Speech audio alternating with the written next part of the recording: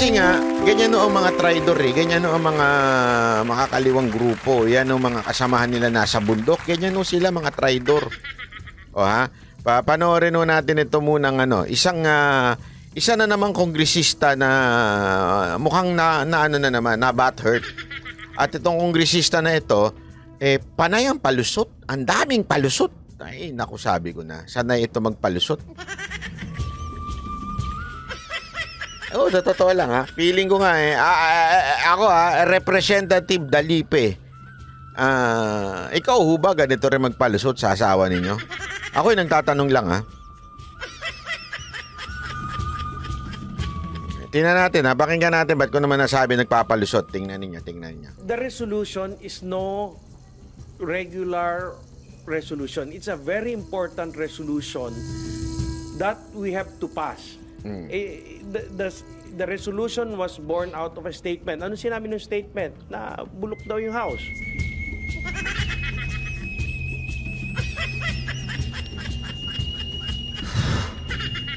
Alam mo yung mga simpleng mga ganyang klaseng komento. Alam mo, pagdating mo sa sa politika, hindi ho kayo dapat butthurt. Pasensya ka na, Dalipe. Masyado kang butthurt. Sinabihan lang kayo, bulok. Bulok naman kayo. Pwede pa nga, bugok kayo eh. Pwede pa nga I mean, it's a normal criticism sa kamera, di ba? Na alam naman natin na talagang may ganong imahe ang kamera. Baka siguro wala ka pa dyan, may ganon ng imahe ang kamera. Napaka butthurt nyo naman. Hindi ko nga alam kung butthurt o talagang guilty lang kayo. Di ba? Kasi ako, halimbawa ako, ilang beses ako totoo walang biro ito ha. Ilang beses ako sinasabihan ng kasi syempre mga usually nagma-manage na girl group di ba? Yung mga ganyan, usually Barbie yung manager eh. Ako ilang beses ako sinabihan ng Barbie ba yung manager nyo? Parang si Boy Abunday. Hindi, totoo, walang biro ito ha. Ginaganon ako lagi. Para naman si Boy Abunday. Siguro Barbie ang ninyo. Yung manager nyo, ganun. Lalong-lalo na pag may naiinis na, kunwari, gusto nilang mag-book ng direkta sa show ng Mocha Girls. Gusto nila mag-book ng talent. Yung ayaw dumaan na manager. Gusto nila, diretso na doon sa talent. Sabihin mo, baka kasi Barbie ang manager nyo. Kaya strict to, Barbie siguro yan. Hindi, diba? Oh, walang biro. Alam mo, ako, kahit kailan di ako na-offend na Barbie ako. Sabi ko, gusto mo, kurutin ko yung itlog mo nang malaman mo na hindi ako Barbie. Hindi, totoo, walang biro. Hindi po ako nagbibiro. Kahit kailan hindi ako na-offend sa mga nang-aasar sa akin. Lalong-lalo na pagka alam ko naman na hindi ako guilty. Diba? Alam mo yung parang secured ako sa kasarian ko. Kahit kailan, wala akong planong mag-lollipop. Diba? Wala kahit ano pang-asar sa akin. Isa pa kasi sinasakyan ko. Opo, Barbie po ako. Mahilig sa Barbie. Diba? Actually, yung bata nga ako, laruan ko Barbie. Pagtanda ko, naglalaro na ako ng Barbie. Sasakyan ko pa yun. Diba? Bakit to kamo? Kasi nga hindi totoo. Unless totoo. Di ba pag sinabihan nila akong pangit, diyan ako napipiko. Maayop ka! Gaganon ko talaga. Pag sinabihan ako ng pangit, medyo nakakalalaki ka, brad ha? Kasi may katotohanan eh.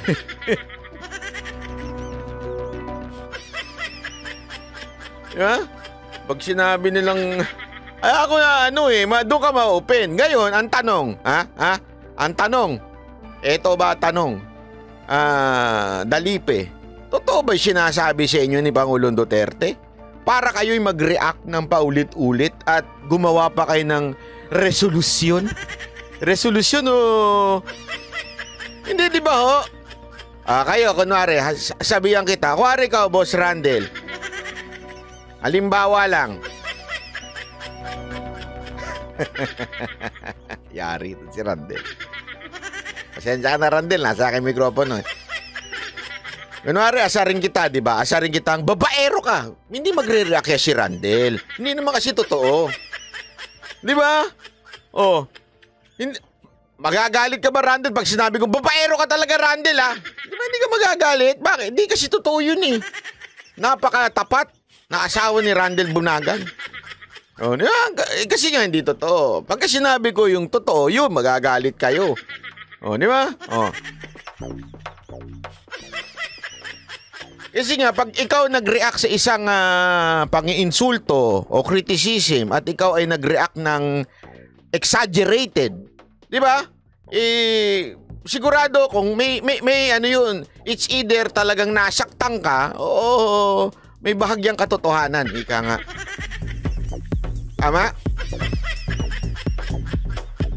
It's rotten. So we have to issue that House resolution in ang OA mo, ha? Of the institution. All party leaders. Para sabihan lang kayo, bulok. Paano yan kung araw-arawin kayo ni Pangulong Duterte? Sabihin niyo, bulok kayo, bulok. Araw-araw magre-resolution din kayo? Ang OA nyo kasi. At totoo lang ang OA ninyo. Wala, anong bakit masyado naman kayong, kung wala namang katotohanan eh. Di ba? Hindi wag na kayo mag-react. Wala yan. Sus. Si Pangulong Duterte, asar-asarin ng paulit-ulit. Tinatawanan niya pa, di ba? Oh. Sinasakyan niya pa. Totoo yan. Alam mo, naalala ko yan eh. Naalala ko yan yung kampanya kasi kahit pa paano meron no tayong mga kakilalang nandun sa inner kampanya ni Pangulong Duterte. Nung panahon na yun, isa sa mga binabanat kay Pangulong Duterte, babaero ka!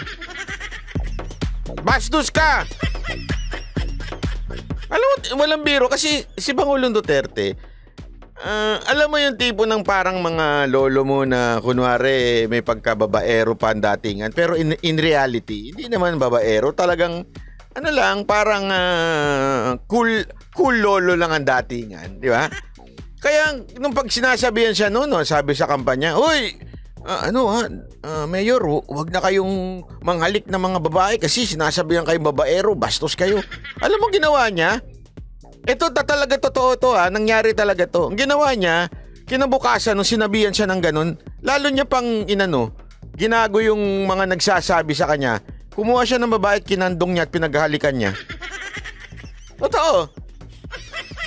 Kasi, even paulit-ulit mong gawin yun sa kanya, ang sasabihin lang niyan, sige, ano lang ako, pa-cool. Pero sa tanda ng yan, hindi na ho yan bumabangon. Tsaka umuuwi ho yan talaga sa kanilang bahay. At alam mo, lalong-lalo na yung kanyang pangalawang partner na si Ma'am Hanilit. Naku po, maalaga yun kay Pangulong Duterte. Sobrang yun. Hindi ho yan yung Kaya nga, magre-react ka lang kung talagang totoo. Di ba? Magre-react ka lang kung nasaktan ka. Kasi kaya nga, di ba sinasabi nila, alam niyo yung ganitong kasabihan na kanino ka daw usually talagang pinaka nasasaktan. Meron tayong kasabihan ganyan eh. Pinaka nasasaktan ka doon sa mga taong mahal mo sa buhay. Yun ka pinaka nasasaktan. Alam mo kung bakit ka nasasaktan doon sa mga mahal mo sa buhay? Kasi itong mga malalapit at mahal mo sa buhay, sila talaga yung nakakakilala sa'yo. So when they try to hit you or to criticize you or to say bad comments about you, tinatamaan talaga nila yung ego mo. Bakit? Kasi nga, tama, may katotohanan. Kung yung iba lang, alam mo yun, kung yung mga kapitbahay mo lang ang nagsabi, hindi ka naman ma-offend eh. Kasi nga, alam mo that their opinion is based on opinion or based on haka-haka lang. On their perception about you. Pero, yung masakit talaga pagka nag-criticize na sa'yo, asawa mo, anak mo, yan ang masakit. Bakit to kanyo? Kasi sila talaga nakakakilala sa'yo. Alam nila kung sino yung ikaw. Kasi alam mo tayo mga tao, madali tayo magkaroon ng ng maskara. Sa labas, iba tayo, iba yung imaheng pinoportray natin sa tao. Tapos pag uwi natin, doon lang natin na mapapakita talaga kung sino yung totoong tayo. Kaya pag nagsalita ang asawa, nagsalita ang anak, diyan tayo nasasaktan. Kasi alam nila kung sino talaga tayo. In other words, nasasaktan ka kasi may katotohanan yung sinasabi ng mga loved ones mo. Tama, mali. 'Di ba? Kaya nga ako nagtataka, bakit hanggang ngayon butthurt pa rin tong mga congressman na ito sa simpleng sinabi. Hindi nga ho na personal eh. Napaka-generic na sinabi ni Pangulong Duterte. Congress is the most rotten institution. Which is true. 'Di ba? Huwag tayo magmaang-maangan. Totoo naman talaga. Ngayon, kung aminado ka, kasi alam mo, inisip ko nga, inisip ko, paano na lang yung mga matitinong congressman na talaga matitino? Nandun pa nga anak niya eh. Di ba? Ma-offend ba ako kung sinabi ng tatay ko na most rotten institution? Depende. Hindi, kung hindi naman ako rotten. Tama, naintindihan niyo ibig sabihin. Ako, halimbawa, inisip ko nga, paano kunwari, congressman ako.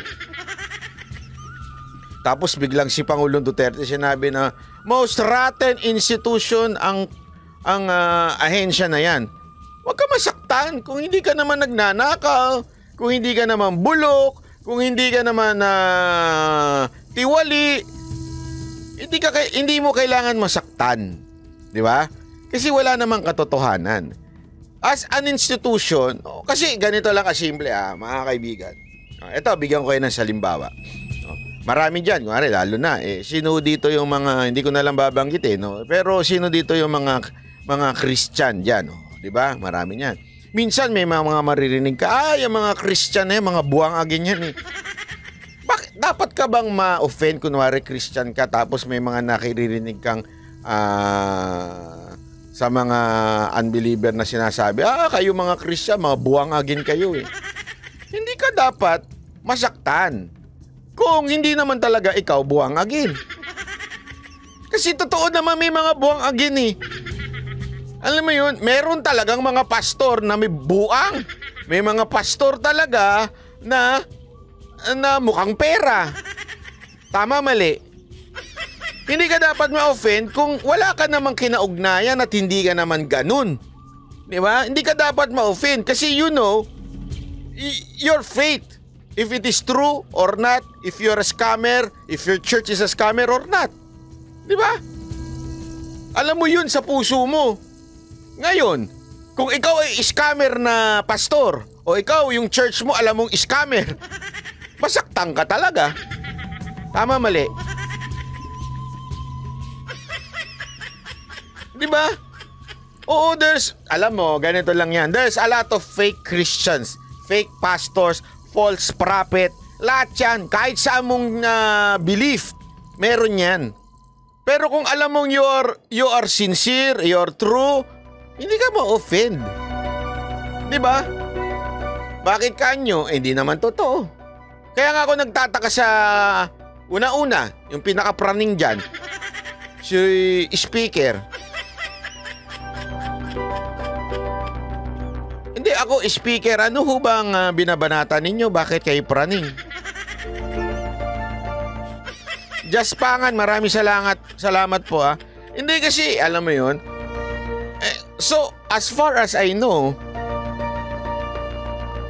ang mga praning yung mga praning. Alam nyo na yun. Di ba? Yun ang mga praning. Sino yan? May kumakatok.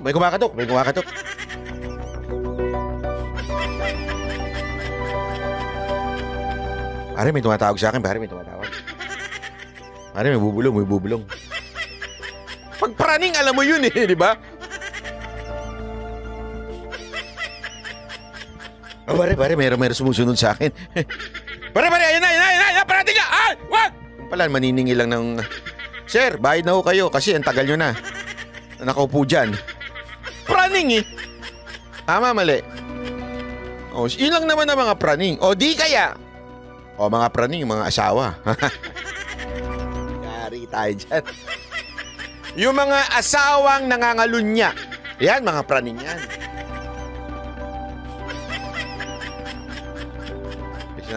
Pag sinabi ng asawang, saan ka galing? Hindi, kasi alam mo, may overtime kami. Alam mo,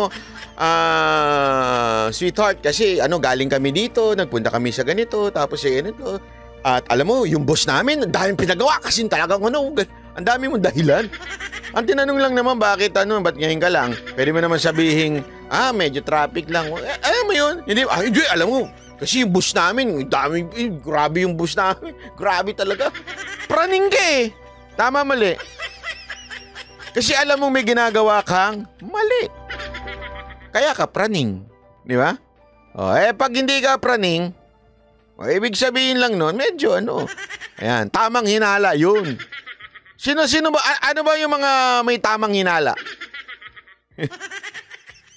Hindi ko nga alam bakit tamang hinala ito eh. Maraming dahilan ng pag tamang hinala, it's either may katotohanan, masyado kang sensitive, praning ka dahil kung ano-anong binabanatan mo. Di ba? Yun lang naman yun eh. Kaya nga ako nagtataka dito sa camera, grabe ang OA. Mantakin mo, nagpatawag para gumawa ng resolution supporting the speaker.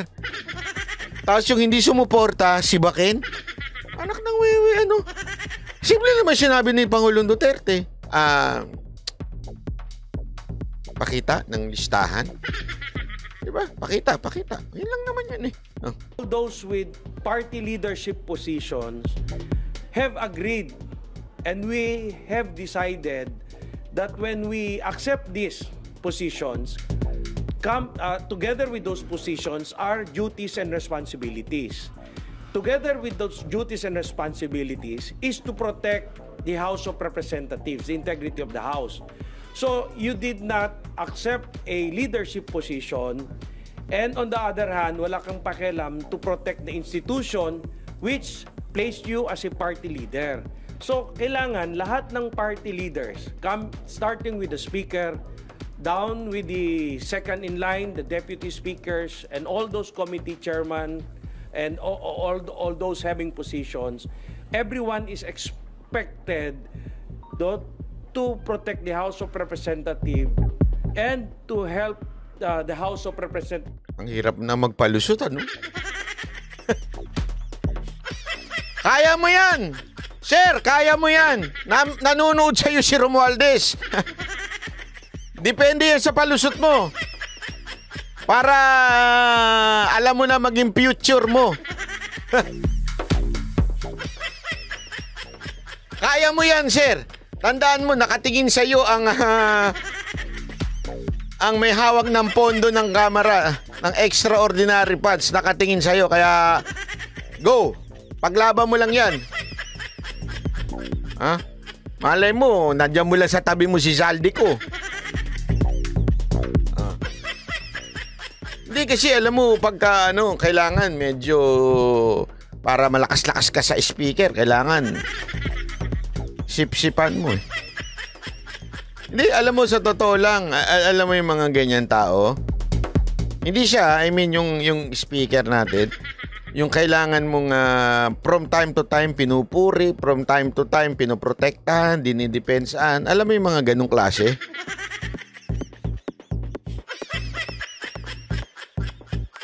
Hindi, alam mo kung ano yung mga ganon? Ayoko nang banggitin.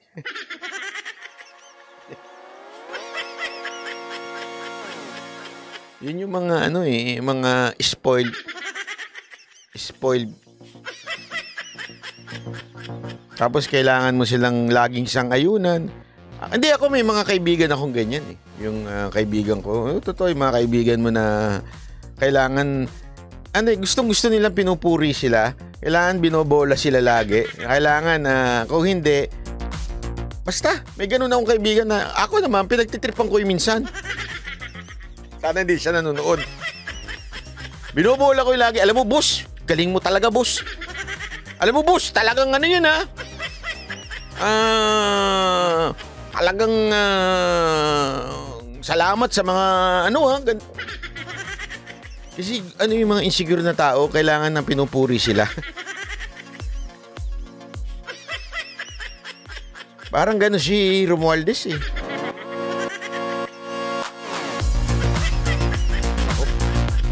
Baka mamaya gumawa sila ng resolution ha. Protecting speaker dahil sinabi ni Banat Bayan na spoiled. John Michael Estrada, maraming salamat. Pa-shout out sa mga OFW sa Taiwan.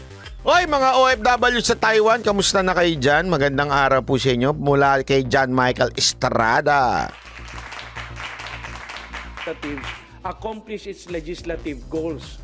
So, yung posisyon, sige, kaya mo yan. Nakadikit yun na responsibility. Kaya mo yan. So, pag inaatake yung institusyon na naglagay sa'yo sa posisyon, dapat rumesponde ka.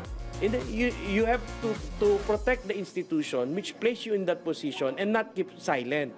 So if you do not sign a House resolution which protects the integrity of the institution which place you in that position, ang presumption nun ay you are not already in agreement with the majority and the majority members of Congress who have placed you in that position. So parang tinalikuran mo na yung usapan na that place you in that position, and the position we're talking here kaya is mo no yan. Ordinary position. Yung position po ay ano ba position niya? Puro position. Second in rank in the House of Representatives. Kung yung ordinary congressman nga, even the minority, na minsan on usual cases they would go against us, the majority, we would come all together as one house to protect the institution. What more, 4 members of Congress who hold high positions in this matter, second in rank, Deputy Speaker. So hindi po oo 'yon. Mataas yung katungkulan, seryoso yung mga statements na in-issue, at pangit yung mga statements. So kailangan depensahan ng liderato, starting with the Speaker, next to be followed by the Deputy Speakers and all the members. Well, the House members, all of us... Alam mo, sabi nila pag kami mga ganun daw, alam mo, simpleng-simple lang naman, Mr. Congressman. Kung every time na lang na may babatikos sa inyo, kung every time na lang may babatikos kay Romualdez, gagawa kayo ng resolution, ano pa magagawa nyo sa buhay nyo? Hindi, yung totoo. Kung every time na lang meron kayong gagawing resolution, anak naman kayo ng weteng, oo. Normal lang yan eh. Para namang ang gulo-gulo, alam mo dito ang tinutukoy dito yung bumabanat daw, yung nagsabi ng raten, yun yung unang pinag-uusapan. Pero sinasabi niya sa example niya, pag hindi daw nakikipag-coordinate yung ibang mga membro, yun nga kailangan pinag-uusapan, kailangan nag-uusap-usap sila. Iba yun, hindi naman membro si Pangulong Duterte ng Kamara eh. Ordinary citizen nga siya, ilang beses niya sinabi, ordinary citizen na humihingi lamang ng liquidation. Tapos sinabi niya pa, eto pananaw niya. Freedom of speech naman niya. Kung sabihin niya bulok, ako sasabihin ko bugok. Ang Kamara. Lalong-lalo na ngayon, bugok na bugok. Di ba? Don't tell me every time may magsasabi siya yung bugok kayo. Magbabagay kayo ng resolution. Napaka napakahina naman ng puso't damdamin ninyo. Pambira kayo. Have procedures on how to go about with the signing of these resolutions or any legislative action here in the House. For the deputy speakers, the deputy speakers have their own group chat where their support were solicited in support of the House Resolution stated, House Resolution 1414. When I referred to the deputy speakers as majority leader, tinanong ko po yung deputy speaker, senior deputy speaker Don Gonzales, sabi ko sa kanya kung sino-sino na yung mga pumirma at sino pang hindi pumirma. So may dalawa pa until such time na kailangan na talaga naming ipasa. So ngayon? The last update, meron talagang dalawang hindi pumirma. And yun ang naging basis.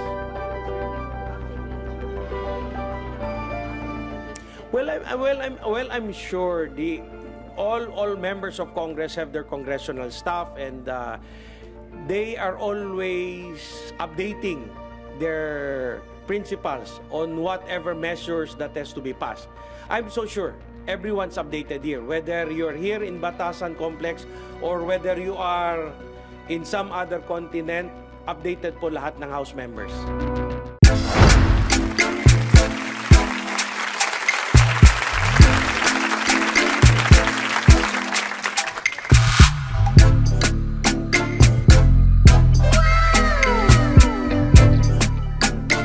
The next performance will start momentarily.